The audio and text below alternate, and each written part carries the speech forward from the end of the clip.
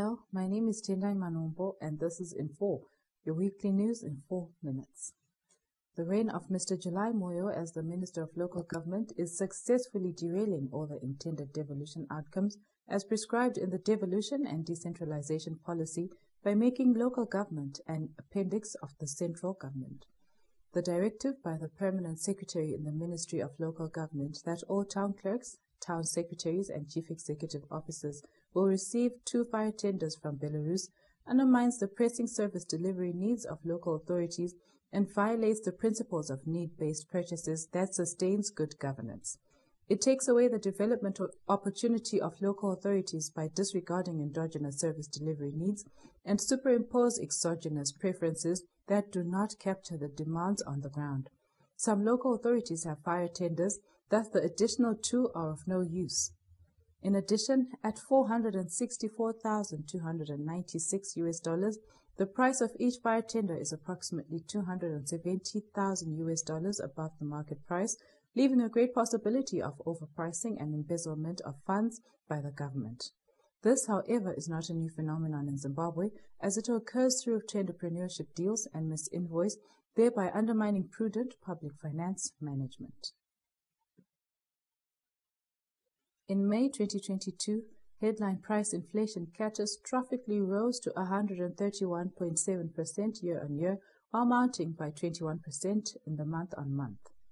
Consequently, salaries for civil servants have become a fraction of what they used to be when the country was dollarized between 2009 and 2018.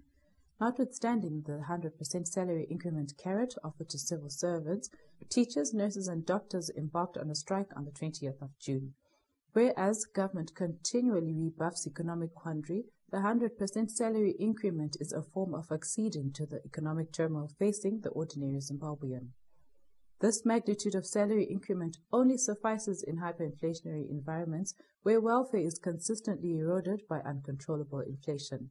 The loss of value of the Zim dollar defies the store of value characteristic of money, hence its rejection by the civil servants. A Zim dollar salary increment that addresses the welfare damage caused by inflation must at least surpass the ruling inflation rate. The Zimbabwean economy is fast deteriorating into hyperinflation, and this has sent the RBZ into panic mode, as shown by its press statements now being issued every week. This week, the RBZ issued a presser announcing its engagement with the National Bakers Association of Zimbabwe to lower the price of bread. The Monetary Authority agreed to increase bakers' access to foreign currency on the auction market to smoothen the importation of raw materials. The move, however, is tantamount to price controls and has exposed authorities that disagreed with the notion that Zimbabwe is in crisis. From an outsider's perspective, Bakers' Union complained about the lack of foreign currency in official markets to support the production of bread.